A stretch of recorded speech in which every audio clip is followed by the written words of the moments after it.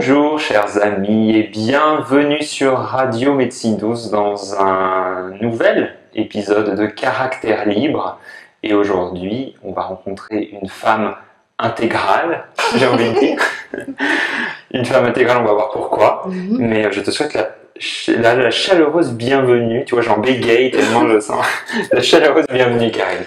Merci Thomas, je suis honorée. Dans mon intégralité, je suis honorée d'être là avec toi pour partager cette intégralité. Qu'est-ce que c'est que, oui, effectivement, une femme intégrale. Ouais. Donc c'est un très beau terme que tu utilises aujourd'hui notamment, peut-être qui rassemble un peu toutes les belles expériences de ton chemin. Alors j'aimerais qu'on commence peut-être par le début. Alors tu as un parcours tout à fait singulier, en tous les cas il est vraiment aussi la base peut-être aujourd'hui de ton... Voilà, de l'enseignement, de ce que tu transmets. Mais peut-être avant de rencontrer celle qui un jour a mis les pieds dans le mannequinat, ou le corps dans le mannequinat, qui était la petite Karine, même avant cela? Comment... Ouais. La petite Karine était une petite fille sauvage de la nature, une réfugiée qui, quand elle rentrait le soir de l'école, je posais mon cartable, mon habit d'écolière pour aller me réfugier dans la rivière, dans la nature, les arbres. Je grimpais aux arbres, je m'inventais des mondes. J'étais totalement fascinée par le monde animal et végétal. Voilà. Et j'ai ce souvenir du premier film qui m'a le plus émue quand je suis enfant, c'est La forêt d'émeraude. Voilà. Et pour moi, enfant, en fait, je ne vis chez moi, c'est pas chez moi. Ma maison, ma famille, c'est pas ma famille. Et je rêve en fait de mes 18 ans alors que j'ai quoi? Je vais avoir 8 ans. Ouais, je suis en primaire et je rêve, j'invente des chansons où je me dis je vais quitter ma famille parce qu'en fait c'est pas chez moi ici. Je me sens pas chez moi. Donc en fait dès que j'arrive à la maison, j'enlève tout et je pars dans la nature. C'est ça, je viens de la campagne, où j'ai été élevée dans la campagne, avec une rivière, avec un très grand terrain de 5000 m², avec un beau parc, avec un bassin, avec des bois. Et voilà, toute mon enfance a été façonnée dans cet espace-là. Et qu'est-ce qui fait qu'un jour, tu t'es retrouvée dans le monde du mannequinat? Waouh. Quelle transition quand même. Ouais. C'est l'adolescence et le fait de devenir femme. J'ai un parcours un peu, on dira, comme beaucoup de gens, l'enfance a été un peu compliquée pour moi, dans le sens où j'ai vécu des choses difficiles avec mon père, que ce soit, je vais dire, j'ai choisi, parce que je vais m'impliquer quand même dans ma vie, dans mon enfance, j'ai choisi en fait d'incarner, de vivre en fait dans une famille incestuelle et incestueuse, mais depuis des générations. Et en fait, quand je suis passée de la petite fille à la femme, donc quand j'ai commencé à être réglée, quand j'ai commencé à avoir des formes, j'ai vu le pouvoir que je pouvais avoir. J'ai vu que mon père avait peur de ça. Donc je me maquillais beaucoup, j'avais besoin de me mettre... Voilà, mon père voulait un petit garçon, à la base. Il voulait avoir Nicolas, rappé. C'était Karine. Donc voilà, il y a eu tout un cheminement aussi pour accepter mon sexe de femme, ma vulve de femme. Pour récupérer mes morceaux aussi psychiques, parce que finalement j'avais quand même beaucoup d'espace qui était resté coincé avec mon père. Mais pour en revenir au mannequinat, je peux dire également que ce mannequinat, ma mère m'a toujours vue, en fait, m'a toujours regardée comme la troisième merveille du monde. Donc en fait, j'ai été construite, j'étais très belle, une très jolie jeune fille, petite fille, j'étais très jolie, blonde, yeux bleus, j'étais le portrait craché de mon père, qui était extrêmement beau également.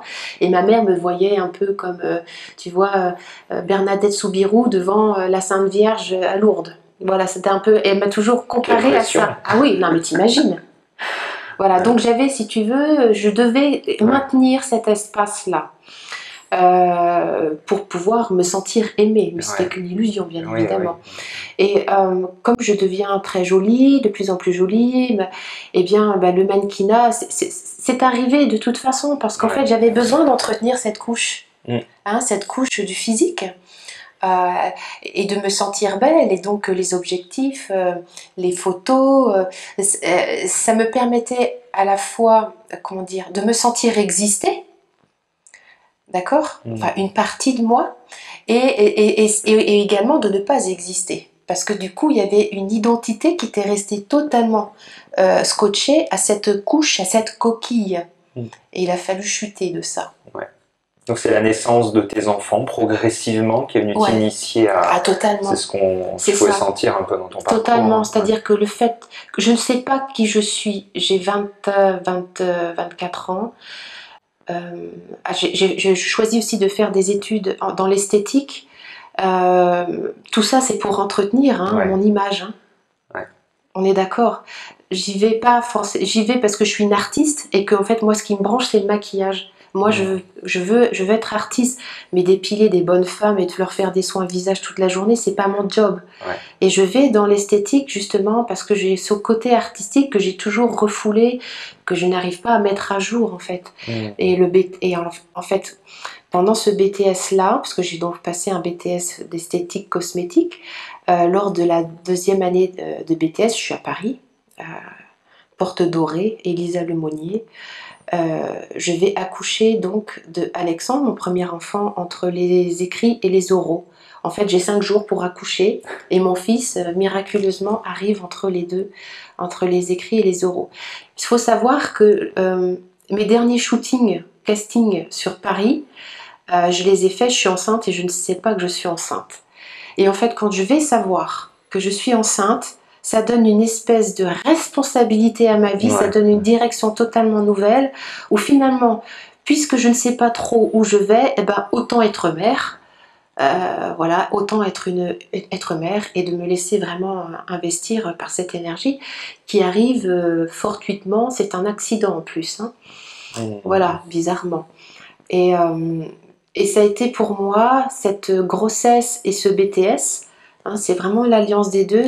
J'ai vraiment pu, en fait, pour la première fois de ma vie, à ce moment-là, me dire « Waouh, punaise, je peux envoyer du bois ». C'est comme si je pouvais recontacter de la confiance. Et c'était quand même pas rien d'être enceinte, j'avais pris 30 kilos. Je ressemblais à un sumo. Pour une mannequin, c'était très dur. Oui, j'imagine. Pour une mannequin, de me voir mois après mois gonflée, j'étais pleine de dos, j'avais gonflé, mon mari m'appelait Sauver Willy. C'était l'orque, tu sais. Et donc, c'était vraiment... ça a été très très compliqué. Et je me suis mariée, mon fils venait de naître, et c'était en 98, pendant la Coupe du Monde de 98. Nous revoilà 20 ans après. 20 ans après, mon fils a 20 ans, il vient d'avoir son BTS, il est jeune diplômé. Et voilà, je suis avec ce corps-là, je viens d'accoucher et j'ai 20 kilos en trop pour mon mariage. Comment te dire? Voilà. Donc en fait, à l'époque, vraiment, l'image est très importante. Je sais ce que c'est que d'être addict de son image. Je connais totalement ça. Et je vais mourir à ça. Je vais chuter. C'est-à-dire, je vais me raser la tête, je vais arrêter de m'épiler, je vais arrêter de me maquiller, je vais changer de mari. Enfin, il y aura d'autres épisodes, mais vraiment, pour révéler mon essence, c'est vraiment révéler mon essence, tu vois, comme vraiment savoir qui je suis. Je vais accepter vraiment de me déposséder de tous mes artifices. Waouh, quelle transition. On s'est rencontrés à cette période-là, pendant la période, c'est le chamanisme, vraiment. J'ai rencontré la voie chamanique et donc dans le chamanisme, on rencontre l'intérieur, on fait des voyages intérieurs et on n'en a rien à faire d'avoir la dernière permanente ou le dernier rouge à lèvres. Ça nous aide pas beaucoup. Voilà. Et ça a été d'une puissance pour moi. Mais à l'époque, en fait, je ne m'en rends pas compte. Parce qu'en fait, à l'époque, je suis en pleine résilience de l'inceste. Et en fait, plus je récupère mes morceaux, mais c'est comme si mon père et moi, on faisait qu'un. J'appelle ça le complexe parental. Comme si sa peau, en fait, psychique, était prolongée sur la mienne. Et en fait, il a fallu en fait que j'aille récupérer mes morceaux. Donc, ça voulait dire également... renier toutes les fidélités, toutes les loyautés, oui. tu vois. D'ici et d'ailleurs, quoi. Ah, ça a été extrêmement violent pour moi. Hein. Je les ai reniés, ma mère avec. Hein. J'ai renié mes parents pendant plusieurs années. Quand mon père m'appelait parce qu'il me harcelait, hein, il supportait pas, évidemment il supportait pas que je l'abandonne, que je le renie, parce que pour lui l'inceste il me disait que c'était de l'amour. Voilà, il y avait vraiment des confusions en fait. Hein. Pour lui en fait l'incestuel était consommé et donc en fait il m'englobait totalement là-dedans. Et voilà, je suis un peu émue de te raconter ça, ça fait bloup à l'intérieur. Et c'est un très beau chemin de résilience, vraiment, que d'avoir accepté de mourir à la belle femme, mourir à la sainte, pour vraiment rencontrer ces espaces sombres. Parce qu'en fait, pour les gens qui ont été agressés, qui ont vécu des choses comme ça, au début, en fait, on est dans le déni. Oui. Il y a une forme de déni, on se dit, mais non, c'est pas possible. Mais non, c'est pas possible. Mon père m'aime, c'est pas possible. Et en fait, c'est pas la tête, c'est le corps qui ramène. Et d'où le chamanisme, d'où les états de conscience modifiés, d'où tout ça. Et j'ai, en plus, à ce moment-là, comme bizarrement, je rencontre également l'espace du jumeau perdu. En même temps. C'était, allez hop, Karine, l'inceste, et puis d'un coup, il y avait le jumeau perdu, la fusion, en fait. Et comme si, en fait, de cette première blessure, en fait... de cette blessure parentale avec mon père, en fait, était issue vraiment d'une première perte et que je cherchais. En fait, moi, j'ai ce souvenir de chercher avec mon père la fusion des corps. Oui. Tu vois, de sentir, et j'ai cette sensation enfant, quand je suis contre lui, de me dire, mais je comprends pas, c'est dur. Son buste, son corps, son cœur étaient durs. Et c'est comme si mes mémoires cellulaires se rappelaient qu'on pouvait fondre l'un dans l'autre dans un pur amour. Et je comprenais pas. Et je comprenais pas du tout comment ça se faisait que je pouvais pas retrouver ça. Et je pense que cet inceste-là, c'est pas dans la violence, je suis pas forcée en fait, c'est pas quelque chose de cet ordre-là. C'est-à-dire que mon corps physique répond, si tu veux, à une pulsion libidinale qui n'est pas la mienne, mais tu le sais, le clitoris d'une petite fille est innervé dès sa naissance, donc en fait je ressens beaucoup de plaisir, il y a beaucoup de volupté là-dedans. Sauf que c'était pas à mon père de m'initier à tout ça. Complètement. Tu vois, il y avait vraiment donc depuis, j'ai beaucoup cheminé, et si aujourd'hui j'œuvre dans cet espace de la sexualité des femmes, c'est parce que je connais absolument ce que c'est que l'addiction à l'abus. Voilà, c'est-à-dire que l'addiction à l'abus, je parle d'addiction parce que ce premier abus-là, abus de pouvoir, conditionne en fait toutes les autres rencontres derrière. C'est-à-dire qu'effectivement, moi je vais apprendre très rapidement à faire plaisir à l'autre, à répondre aux désirs de l'autre en reniant mon corps et mes propres désirs. Je vais me confondre et me fondre totalement aux désirs de l'autre, de mes compagnons en l'occurrence. Donc oui, nous nous sommes rencontrés quand tu as découvert le chamanisme, la médecine chamanique et les états modifiés de conscience. Et puis il y a eu plein d'autres rencontres autour de la danse, je crois. Il y a eu plein d'autres manifestations qui font que tu as pu te réapproprier ton propre corps et continuer le processus de différenciation. Vraiment, quelles ont été vraiment les autres étapes importantes pour toi ? Totalement. Je suis devenue en fait, après le BTS d'esthétique cosmétique, je suis devenue en fait prof de fitness. Et oui. Donc très rapidement en fait, c'était mon chemin. Moi je suis dans le chemin du corps, c'est-à-dire que dès que je suis dans le corps, je suis dans le vrai. Le corps pour moi c'est vraiment mon outil. C'est-à-dire que quand on était autant abîmé, on va passer beaucoup de temps à réparer cet espace-là. Et donc pour moi, le fait d'être prof de fitness, très rapidement, en fait, je vais enseigner, je vais transmettre dès 2004, je transmets. Et en fait, ce corps-là m'a invité à rencontrer le yoga. Je te fais la chronologie, donc comment ça s'est fait. Donc, esthétique, la couche extérieure. Après, je passe aux muscles. Avec le sport, fitness. J'ai été bodybuildeuse, fitness girl, enfin woman, tu vois, avec l'entraînement, le string et tout, qui va bien. Avec les pecs, j'avais des pecs et des biceps plus gros que ceux de mon mari à l'époque. Mais quand tu n'incarnes pas ton masculin, tu fais comme tu peux pour tenir debout, tu vois. Moi, j'ai incarné la matière, la chair autour de mes os parce que j'avais besoin de cette solidité-là. Alors, ce que j'aime beaucoup dans ce que tu nous partages, c'est que c'est très déculpabilisant et que ça sera aussi certainement déculpabilisant pour les femmes qui pourront nous écouter. C'est-à-dire qu'il y a un chemin qui a été le tien et c'est comme si tu apportais une très belle lecture symbolique. Et comme si peut-être ça pouvait pas être autrement, mais que tu l'as fait. Et que... Bah, c'est la lecture que je peux en avoir aujourd'hui avec l'éclairage d'une femme de 44 ans, où j'ai eu 4 enfants, ça fait le 3e Philippe, je te disais tout à l'heure en backstage. Voilà. Donc j'ai un éclairage sur ma vie avec une bienveillance. Je me suis soustrait vraiment, je crois, d'une majorité. Alors, je ne vais pas non plus prétendre avoir tout fini, bien au contraire, mais de tous les jugements et toutes les condamnations de ne pas avoir été ceci, de ne pas avoir fait ci, de ne pas avoir fait ça. Et pour le coup, ça me permet d'avoir, comme tu dis, une vision peut-être qui permet d'apaiser. Ouais. Voilà. Donc, quand on fait du bodybuilding, oui, il y a forcément une symbolique derrière. Voilà, et ce bodybuilding, moi, m'a amené au yoga, à la Kundalini Yoga. Et je vais faire une première expérience hors du corps, dans une méditation. Après, tu sais, quand tu es en relaxation, où là, je vais faire une sortie de corps et je vais me retrouver dans la forêt amazonienne, je vais rien comprendre. Et je vais faire un comeback au fameux film comment te dire, la forêt d'émeraude à ce moment-là. Et je vais rencontrer donc dans ce voyage chamanique, je ne sais pas que c'est un voyage chamanique, moi j'en sais rien, j'y connais rien. À l'époque je connais rien. Je vais rencontrer un Indien et c'est une vie à moi, quoi. C'est moi, c'est une partie de moi, mais qui est coincée dans un espace. Voilà. Et suite à ça, je vais en fait, je pense que la Kundalini Yoga a dû accélérer un processus. J'en sais rien, j'ai pas d'explication à ce jour, mais en fait je vais lors d'une méditation chez moi. Je vais faire une sortie de corps et me retrouver dans un état de grâce et d'amour entouré de 2 êtres de lumière. Et là, comment te dire que ça a bouleversé ma vie. Voilà. C'est-à-dire que le corps c'est comme s'il avait fallu que j'allume la lumière. C'était peut-être programmé, j'en sais rien.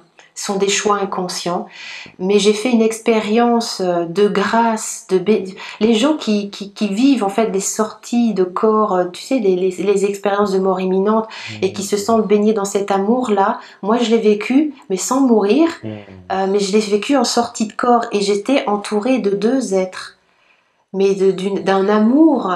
On ne peut pas imaginer cet amour-là en étant dans notre matière, ici, là, maintenant. Et en fait, ça va tellement bouleverser ma vie qu'en fait, je quitte tout. Je quitte mon mari. À l'époque, j'ai 3 amants en plus de mon mari. Donc, je quitte les amants, je quitte le mari, je quitte tout le monde pour vivre une passion amoureuse avec un jeune homme à ce moment-là, qui lui est sportif de haut niveau et qui, lui, par contre, va vivre une NDE devant moi. Et comme j'ai allumé la lumière quelques jours avant, je vais le percevoir. Je perçois sa sortie de corps et en fait il va réintégrer son corps quelques jours après alors qu'il est en soins intensifs à l'hôpital. Mais lorsqu'il sort de corps, en fait je rentre dans un état bizarre et je commence à faire tu vas faire des trucs bizarres. Je dis mais et en fait c'est plus moi, je ne suis plus moi, c'est-à-dire le petit personnage de Karine, la petite prof de gym, c'est plus elle, et je communique avec l'âme de ce jeune homme qui vient de se décorporer, il fait un arrêt cardiaque sur la piste. Et je lui dis mais non, et là t'as pas fini. Alors je lui explique et puis son guide me parle en même temps. Enfin je vis un truc de dingue. À l'époque en fait je crois que je suis devenue folle. Voilà.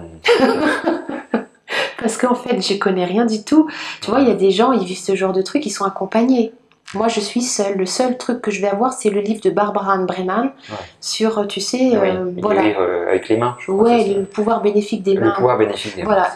Et en fait, comme je suis prof de sport et quelquefois je vais toucher les gens, tu sais, pour les replacer, je me rends compte qu'il se passe des choses. Je perçois les choses, je vois des choses. Et là, je me dis, mon Dieu, mais qu'est-ce qui se passe? Alors, je me dis, mais pourquoi moi? Alors mon petit ego s'en mêle parce que je dis mais je suis pas une sainte, je n'ai rien fait, je comprends pas, qu'est-ce qui se passe, j'ai rien demandé, voilà, je me replie dans des trucs un peu comme ça, jusqu'à ce que mon compagnon donc lui il se casse la figure avec cette NDE et quand il revient en fait, quand il revient à lui, je le perçois arriver dans son corps. Tu sais, cet espace, quand l'âme arrive, tu vois, c'est un espace où il n'y a plus de temps. une espèce de flottaison et tu sens qu'il y a un truc qui est en train de s'incorporer. Et je perçois à ce moment-là son âme qui arrive et je dis à sa mère qui est là, et je lui dis il arrive, il est là. Et à ce moment-là, tu sais, il s'est retourné sur le côté en chien de fusil et puis il prend ma main comme ça, voilà, et il me dit comme ça, toi et moi, on est les deux moitiés d'une même pomme. Et là, Thomas, je vais tomber dans un amour pour cet être qui s'incarne. C'était juste, waouh, je suis tombée dans un amour, un état de grâce. Tu es émue quand tu en parles. Mais parce que de vivre ça, ça a été tellement, mais tellement beau. Et quand je disais à sa mère, mais je l'aime comme un père, comme un frère, comme un amant, comme un Dieu, comme un tout. J'avais cette sensation d'avoir trouvé mon complément. Voilà. Wow. Et je vais tout quitter pour lui. Je quitte tout. Tout. Tout. Il était beaucoup plus jeune que moi. Lui, il va avoir un blackout. En fait, il n'a plus de mémoire, en fait, de ce jour-là jusqu'à 20 jours. Et on va vivre ensemble une histoire assez folle. Il y a donc mon troisième enfant qui est issu de cette rencontre, de notre... voilà, je ne vais pas détailler ici, mais donc Méyane est née à la maison avec donc son père. Et c'était vraiment Méyane, quand il a incorporé mon ventre, ça a été une âme qui m'a permise de me positionner dans le non. Ouais. Et de dire à mon père non. Non, je suis.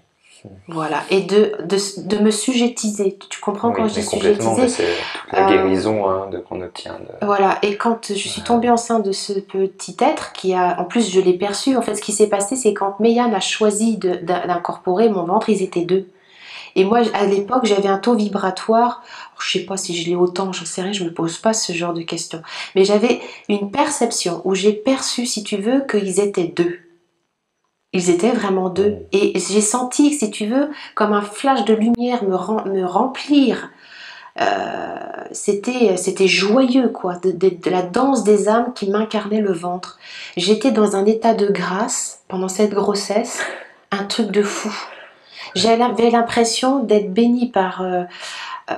tu vois, c'est bête ce que je vais te dire, hein, mais j'avais l'impression, alors j'étais enceinte et j'avais l'impression d'être investie par la bénédiction de la Vierge Marie. Et quelquefois c'était si fort, tu sais, que mon corps physique ne pouvait plus tenir debout. Donc j'étais obligée de m'asseoir, tellement la grâce, l'état de grâce était d'une puissance. C'était un truc de dingo, quoi. J'avais jamais vécu ça. Hein. Alors si j'avais vécu ça, si tu veux, lors de la sortie de corps, mais là c'était dans mon corps, et c'était par ces âmes-là, tu vois. Et ouais, c'est toujours très émouvant pour moi, parce que c'est tellement vivant, c'est une histoire qui m'anime, qui m'habite, tu vois, d'avoir pu vraiment accueillir... Voilà, cette histoire est quand même assez incroyable. Quand je m'entends parler, tu vois, je me dis quand même, Karine. Waouh. Et ce qui s'est passé, c'est que Méyane va réactiver en fait la mémoire du jumeau perdu, parce que je vais perdre, en fait. Je vais saigner, je vais faire une hémorragie. Je dois être à peu près mon 2e ou 3e mois de grossesse. Je fais une hémorragie. Brice, mon compagnon, enfin à ce moment-là, lui, il a perçu. Il a senti. Et il est au-dessus de moi, on est en pleine nuit, t'imagines, il est en pleine nuit. Moi, je me réveille parce que je sens que c'est chaud entre mes jambes. Et en fait, j'ai du sang qui coule et il me regarde, il me dit, il y a quelque chose qui va pas bien là, ça va pas. Et il va m'envoyer direct aux urgences, comment te dire, aux urgences. Ils vont faire une échographie, en fait, Méyane est toujours là, mais moi, j'étais persuadée d'en avoir 2. Même au niveau de mon dosage de bêta-HCG, j'avais des dosages très très forts. Voilà pour ce morceau-là. Je vais pas dans les détails parce qu'il y a vraiment faudrait que j'écrive, tu vois. Pour ce que je comprends à cette époque-là, c'est que en fait aussi, c'est que le fait d'allumer la lumière, en fait, j'ai fait un saut, tu vois. J'ai fait pouf comme ça. Et je pense que j'ai oublié en fait voilà, je vais accepter de venir voir au niveau émotionnel et au niveau de l'ego tous les espaces où je ne suis pas. Et je vais rencontrer le chamanisme Je vais faire déjà une psychanalyse, tu vois, vraiment de la fasciathérapie. Après tout ça, si tu veux, parce que Brice va partir en fait, hein, je vais demander en fait, c'est très étrange, parce que de cette fusion, je sens en fait qu'on est dans une dépendance affective. Je suis dans une dépendance affective incroyable, et je parle en fait, je parle à l'univers, je me parle en disant à l'être infini que je suis, donnez-moi la force de lui rendre sa liberté. Et en fait, il va partir. Moi, je suis incapable de le quitter. Et il va partir. Il va me quitter. Et quand il me quitte, en fait, en me quittant, je vais retraverser l'espace de souffrance, de l'abandon. Alors tous. Hein.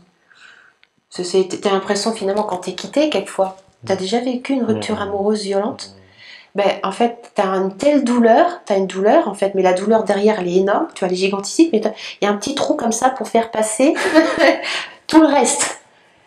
Tu vois, et là je me dis, quand j'accueille cet abandon-là, je dis à la terre, je dis à l'univers, mais je parle à Dieu en fait.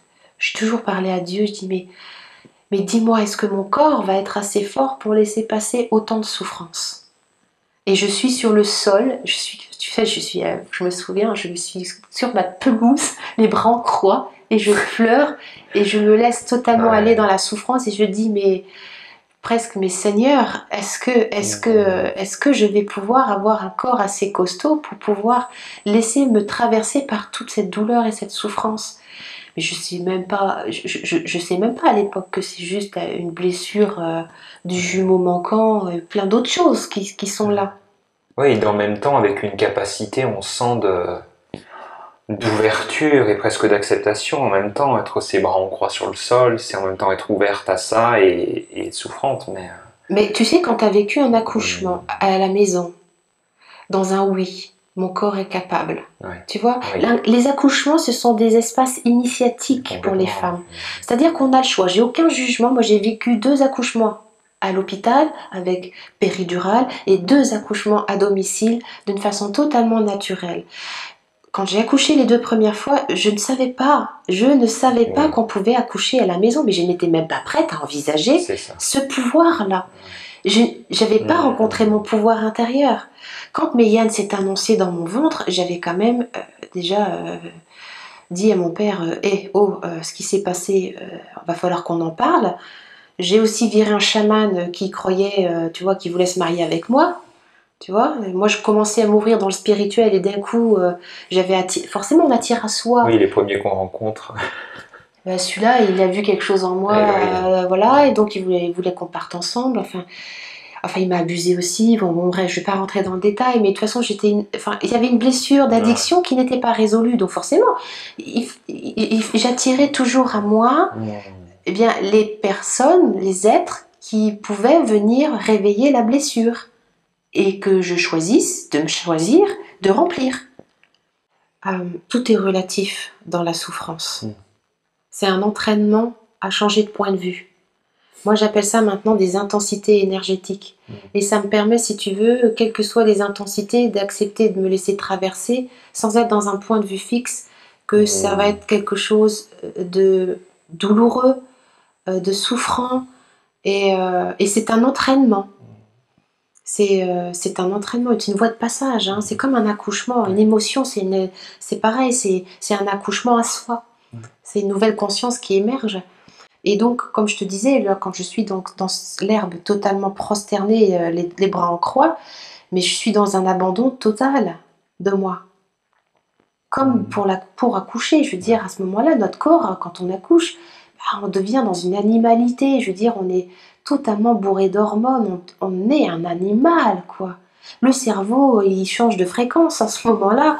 On est sous ocytocine, on est sous endorphine. Enfin voilà, c'était juste... Et le fait de pouvoir reprendre puissance, pouvoir de mon corps, alors que j'avais toujours cru que c'était les autres qui avaient le pouvoir dessus, mais tu te rends compte comment là j'ai fait un recouvrement de ma puissance à ce moment-là. Donc une femme qui choisit de donner naissance naturellement, en âme et conscience, en laissant le bébé, parce que c'est le bébé connaît, le bébé, on dit que c'est les femmes, les mères qui mettent au monde, mais c'est les enfants, c'est nous qui les retenons souvent. Moi, c'est la perception que j'en ai là. Tu vois? C'est qu'en fait, on laisse le passage, on s'abandonne pour être le passage à la vie. Tu vois? Et on laisse notre corps se déformer. Alors évidemment, pour se déformer, quelquefois, ça peut être compliqué parce qu'il peut y avoir plein de mémoires transgénérationnelles, des abus inconscients, des abus refoulés. Il y a plein de choses qui sont dans le bassin, dans le périnée, la porte des ancêtres. C'est quand même pas rien tout ça.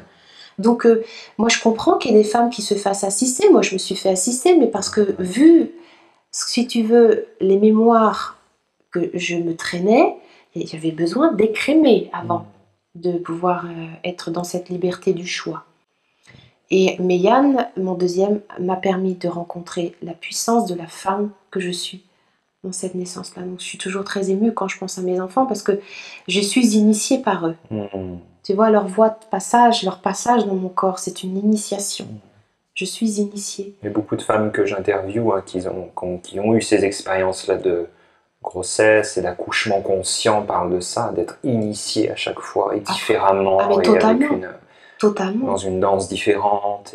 Rien. Et là, c'est ce qui est énorme, c'est qu'en fait, de lâcher prise, de ne pas avoir d'attente, de programmer. Moi, pour mon dernier accouchement, j'avais programmé la piscine, mais j'ai jamais eu ma piscine. Je la voulais tellement qu'évidemment, l'univers, c'était parce que Iléna, ma petite dernière, c'est parce qu'elle choisissait. Elle voulait pas ça. Elle ne voulait pas la piscine, c'était pas comme ça. Elle voulait le feu, elle avait la finale de rugby France-Italie. C'est ce qu'elle voulait pour son père. Son père est un joueur de rugby. Voilà. Donc elle a choisi ce jour-là. Voilà. Et quand je dis que nous sommes à notre disposition, en tant que mère, en tant que corps, on se met à la disposition de ce passage-là. Mais ça demande d'avoir fondu, tu vois, certains espaces en soi. Et d'être dans une capacité d'acceptation, de recevoir et de pouvoir donner à la fois. Tu vois, c'est comme un flow, tu vois, qui, à ce moment-là. L'accouchement, ça se fait dans un cri qui devrait dire oui, quoi. Dans un oui à la vie, dans un oui, un abandon total. Donc, tu vois, la femme intégrale, elle prend naissance. C'est ce que j'allais te poser comme question. Je veux dire, on a un bon aperçu voilà, c'est quoi une femme intégrale pour en donner en tout cas, voilà, à goûter aux auditeurs, c'est ça, quoi. C'est récupérer ses morceaux, récupérer sa puissance et surtout la conscience de sa vulve. Et je dis bien volontairement sa vulve. Je ne vais pas utiliser avec toi le mot yoni ou mon sexe. Non, c'est bien le mot vulve. Parce que c'est le nom que l'on donne en France au sexe féminin. Ça s'appelle la vulve. Et de pouvoir, en fait, réinvestir cet espace, non pas en étant mère, parce qu'effectivement, on laisse passer nos enfants dans cet espace, du vagin, le col de l'utérus, le cervix, le vagin, et la vulve. Voilà, c'est une voie de passage. Mais souvent, ce qui se passe, c'est que ça reste un piège pour les femmes qui, comme moi, sont addictes à la grossesse et à la maternité et à la mère. C'est-à-dire que la femme intégrale, elle incarne toutes les facettes. C'est-à-dire qu'elle elle est femme, elle est mère, elle est amante et elle est puissamment sexuelle. C'est-à-dire qu'elle vit dans son sexe. Elle est ancrée dans son sexe. Elle est consciente du frétillement de son clitoris. Elle sent, elle perçoit, elle vibre dans son vagin. Elle est consciente de la posture de son utérus. Est-ce qu'il est plutôt à droite? Est-ce qu'il est plutôt à gauche? Elle perçoit là où elle en est dans son cycle. C'est ça, être une femme intégrale. Elle abandonne son visage à la jouissance sans être en train de se refouler dans le noir. Une femme intégrale, en fait, elle s'abandonne totalement à la vie. Mais à la vie des enfants, à l'incarnation d'enfants, mais également à la sexualité. Elle s'abandonne vraiment au flot de la vie. Et elle récupère, parce qu'en fait, à force d'œuvrer dans cet espace, pourquoi j'œuvre en fait?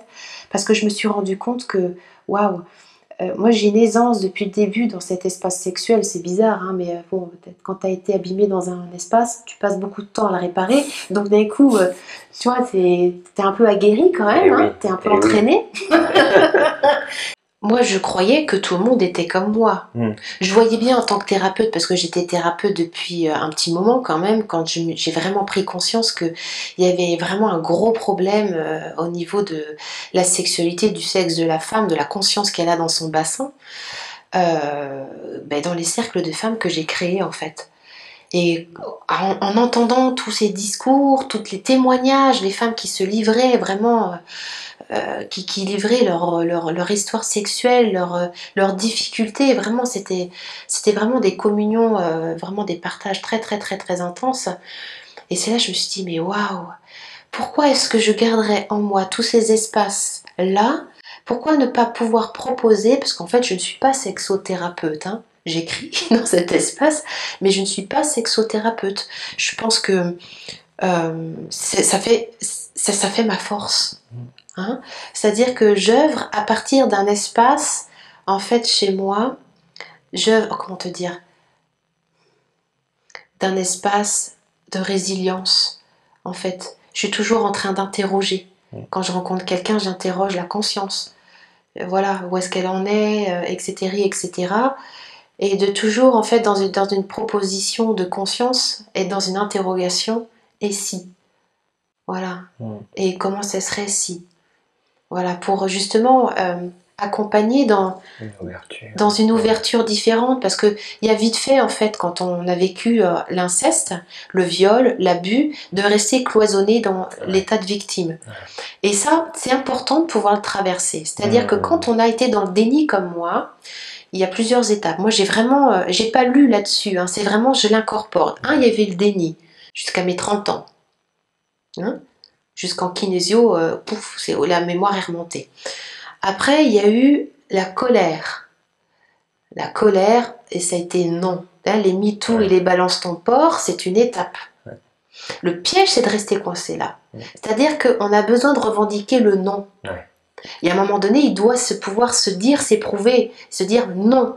Ça, c'est niette. Une femme, quand elle choisit un jour d'aller, qui se fait battre et qu'elle va voir la gendarmerie, elle passe le pas de dire non. Il y a vraiment où elle se sujettise. Hein, quand on dit non, c'est vraiment la marque de fabrique du passage où on se sujettise.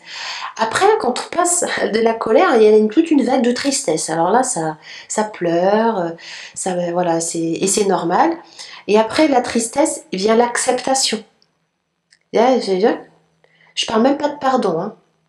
Je parle pas de pardon, je parle d'acceptation. Et après l'acceptation, il y a la grâce. Tu vois ?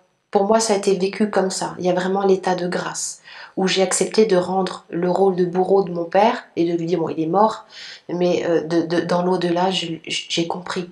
J'ai compris des pactes qu'on s'était donnés dans d'autres plans, que je devais vivre ça, j'avais choisi de vivre ça, j'avais choisi de vivre cette famille incestueuse depuis des générations pour prendre conscience. Et sans ce désamour, lui, parce qu'il était dans le désamour de lui pour être dans l'inceste avec moi, il avait lui-même vécu de l'inceste.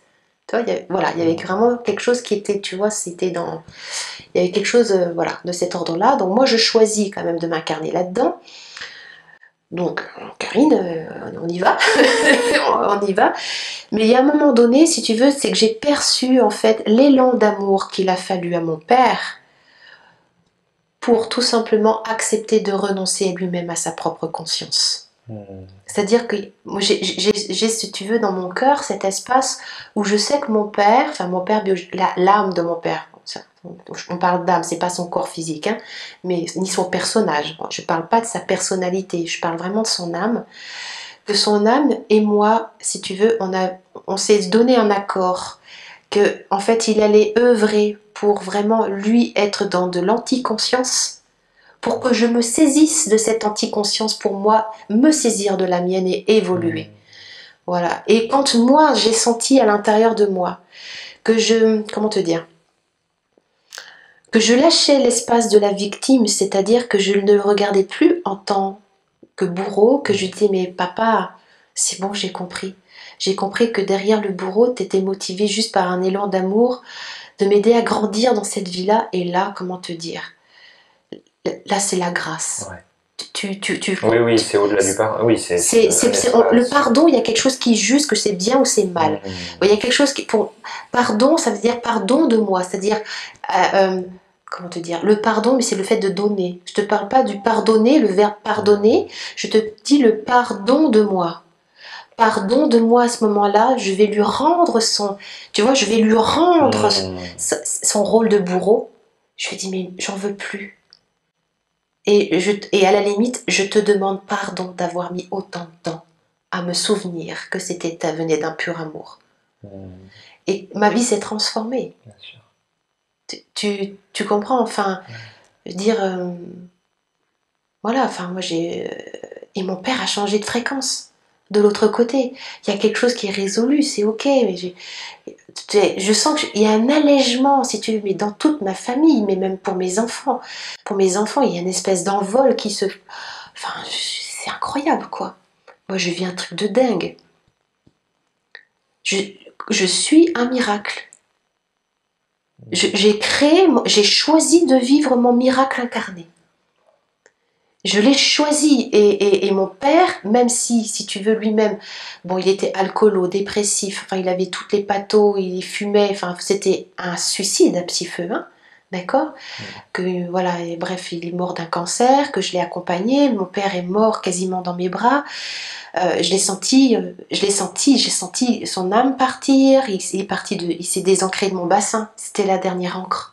J'ai senti quand son âme a quitté son corps, je me souviens la veille qu'il meurt. Je vous raconte ça parce que j'aime ces espaces de passage d'âme. Tu vois, je suis très à l'aise avec ça. La veille où papa est décédé, je lui ai fait, tu sais, la bénédiction que Marie-Madeleine, avec le nard d'Himalaya, fait aux pieds et à la tête. Pourquoi je lui ai fait ça, j'en sais rien. Je me suis laissée sentir et je l'ai béni. Il n'y avait même pas besoin de parler.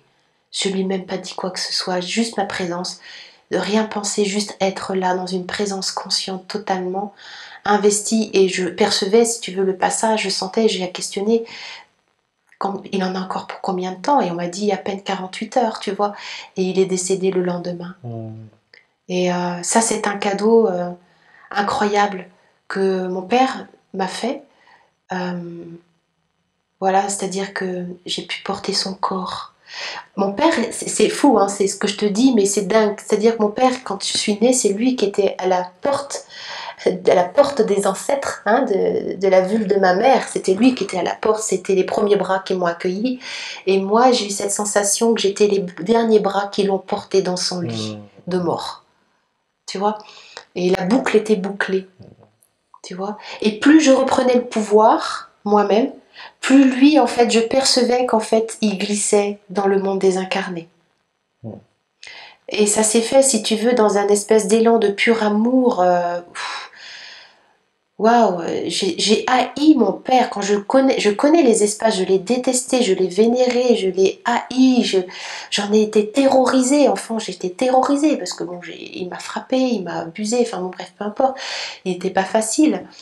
Il a fait comme il a pu, voilà, mais il a fallu que j'exorcise tout ça. Mais quand je vois tous les étapes émotionnelles qui m'ont traversé le corps physique, le corps émotionnel, tous les corps, pour pouvoir justement, dans un pur amour, laisser cette âme-là se délivrer et retourner au cœur de source, tu vois, là où tout commence et là où tout finit. Waouh, mais j'ai pas de mots en fait, j'ai rien qui me vient, tu vois, c'est un espèce de don du ciel, don de Dieu, don de je sais pas quoi, don de soi, don de lui, don de moi, don de nous, je sais pas. Et voilà, de temps en temps, je sens je sens des espaces de la petite fille, tu vois, qui ont besoin d'être récupérés. Alors avant, tu sais, je partais dans l'émotion et je me perdais dedans, tu vois. On parlait tout à l'heure justement de recevoir des uppercuts et de suivre le processus. Tu sais, tu as vu une boucle émotionnelle de projection, tu vois. Il y a quelque chose comme ça qui sort. En fait, c'est un espace vide qui appelle, qui cherche et qui va servir d'un appel dehors pour se dire « Eh oh, reviens à la maison !» Et de faire une boucle. Alors, de temps en temps, j'ai encore des bouffées de temps en temps, tu vois, de colère qui sont liées à la colère de la petite fille, la tristesse de la petite fille. J'ai encore tout ça, tu vois, et c'est ok. Ouais. Tu vois, avant, je pouvais être dans le jugement par rapport à ça, ces parts-là. Mais maintenant, comment te dire? Je me sens profondément en amour, en fait, avec cet ego, avec ce petit personnage, avec cette petite fille de 7 ans qui attend que je l'aime, quoi, que je l'accueille, que je lui dise oui. Viens, reviens, c'est ici la maison. Et puis à t'entendre, on te sent édifié quoi, dans ta vie, dans ton corps. Donc quelque part, tu peux accueillir et accompagner tout ce qui se vit. Ouais, Ouais. ouais. Voilà, la femme intégrale. Wow. Ça parle de vie, ça parle de mort, ça parle de naissance, ça parle de sexualité, ça parle de sainte, ça parle de salope. Parce qu'il y a aussi tout cet aspect-là, tu vois, quand tu es une femme comme moi, avec le corps vénusien que j'ai, et ben ça peut, si tu veux, tout de suite porter à confusion. Voilà, relier la salope et la sainte à l'intérieur de soi, c'est-à-dire qu'il n'y a jamais eu de séparation entre les deux. Elles ont toujours été toutes les deux blessées par la même blessure. C'est la même blessure d'abus. Et c'est marrant parce que quand je regarde dans ma lignée, du côté de ma mère, ma grand-mère maternelle était plutôt l'archétype pute salope, tu vois, à vendre son corps, tu vois, voilà. Voilà, je symbolise, hein, je dis des mots très forts parce que c'est important d'y mettre cette énergie-là. Et ma grand-mère, donc la mère de mon père, elle était plutôt la sainte. Elle devait être bonne sœur, logiquement. Et donc très pieuse, très, voilà, très dans la sainteté. Donc j'avais vraiment ces deux archétypes, moi, dans mes grands-mères.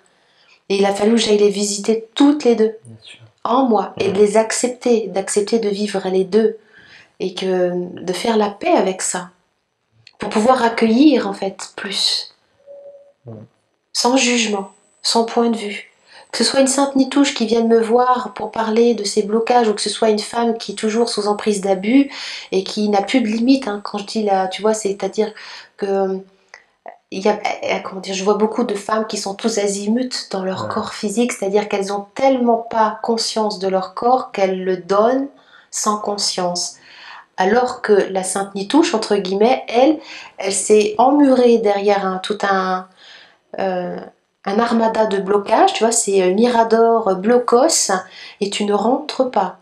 Mais ce sont deux processus de protection qui sont issus en général d'une même blessure, une blessure d'abus. Abus de confiance, abus de pouvoir, abus de trahison, enfin il y en a tellement des abus. On vit là-dedans. Hein. Bon Karine, waouh, quelle rencontre. Alors je m'attends jamais à rien, si c'était de passer un très bon moment avec mes invités à chaque fois.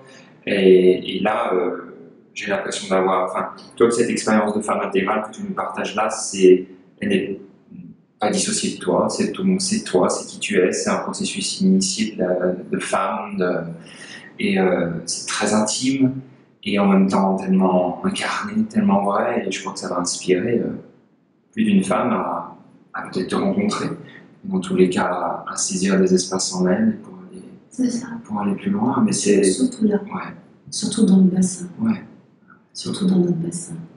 Et quand tu parles de femme intégrale, c'est très important de la façon dont on l'écrit. C'est pas intégral de l'intégralité, c'est ça, hein, le simple, c'est vraiment ça. Mais c'est aussi le inté, ça veut dire intérieur, et aller rencontrer son Graal intérieur. C'est-à-dire que ce bassin ici, il fait comme une forme de coupe. Et dans cette coupe-là, en fait, il y a des trésors et des merveilles, parce qu'une femme qui choisit, parce que ça fait quand même 2 millénaires, même plus de 2 millénaires, sur la terre ancienne, de la terre et au ciel, j'ai inclus tout, hein, où l'espace du sexe de la femme, la sexualité des femmes est totalement massacrée. Voilà. Donc quand une femme accepte de rencontrer sa puissance et rencontrer son intégralité dans son bassin, en général il se passe des choses dans sa vie. Elle rencontre de la puissance financière, créatrice, des rencontres qui peuvent se faire, tu vois, sans dépendance affective, des accompagnements. En fait, on devient vraiment des intégrales. Voilà. Et ce serait l'objet d'une autre entrevue, je crois, mais moi en tant qu'homme, je me suis dit évidemment qu'est-ce que ça vient, tu vois, en miroir et comment ça peut venir nourrir mon processus d'homme intégral aussi, tu vois, évidemment, et je trouve que c'est magnifique, et évidemment, il y a l'expérience du corps de la femme qui est tout à fait singulier, et comment aussi en tant qu'homme on peut vivre, et on vit de toute façon, moi genre, on fait l'expérience d'un processus comme ça, d'initiation, et magique. Donc on peut te retrouver à la fois sur ta chaîne YouTube sur laquelle tu publies de nombreuses vidéos. Tu es très présente également sur Facebook, avec des Facebook Live, en tout cas jusqu'au jour d'aujourd'hui, ça peut changer demain, mais là, voilà, c'est ça, non, je le dis parce que la personne, au cas où elle regarde la vidéo un peu plus tard, mais voilà, donc très présente sur Facebook, et puis tu as un site internet sur lequel on peut retrouver également toutes tes coordonnées. Tu as une actualité assez large, à la fois du groupe, de l'individuel, enfin, je mettrai toutes tes coordonnées vraiment dans les podcasts des deux supports, que ce soit en vidéo et en audio sur Radio Médecine Douce. Petit mot de la fin, alors il va être certainement très réducteur, mais qu'est-ce qui serait présent là pour peut-être clôturer notre espace? Par rapport à ce que tu viens de dire, en fait, il y a autant de bassins massacrés chez les femmes que chez les hommes. Tu vois, et en fait, vraiment le mot de la fin, c'est plus une femme choisit de se rencontrer, plus elle va vers la femme, vers son intériorité, plus elle rencontre l'homme. Il n'y a jamais eu de séparation entre l'homme et la femme, le féminin et le masculin. En rencontrant la femme, on rencontre forcément l'homme et inversement. Il y a vraiment, ça c'est vraiment, voilà, je ne suis pas dans cette séparation féminin-masculin, je suis vraiment dans cette intégralité du féminin-masculin. On a choisi un sexe dans ce corps-là, mais en fait on a les deux énergies qui cohabitent continuellement et qui s'entremêlent et qui jouent ensemble. Et je pense que dans la psyché des gens, le fait d'avoir séparé les deux, comme si, je veux dire, tu pouvais te séparer en deux, je veux dire, tu n'as pas une moitié de corps qui vit à droite et puis l'autre. Alors énergétiquement, oui, c'est possible. On plein des gens qui sont à côté d'eux. Mais donc, c'est de pouvoir dire, en fait, oui, je pense que nos hommes nous attendent, nous les femmes, nos hommes nous attendent vraiment. Et on a marre de cette guerre des sexes. Moi, je suis vraiment dans cette renonce avec l'homme. Et quand j'ai eu vraiment œuvré dans cette profondeur alchimique de ma résilience, ben, l'homme est apparu. Il est apparu, il s'est manifesté dans ma vie. Forcément. Voilà, je vis avec un homme. Je suis très heureuse. Merci, Karine. Avec plaisir.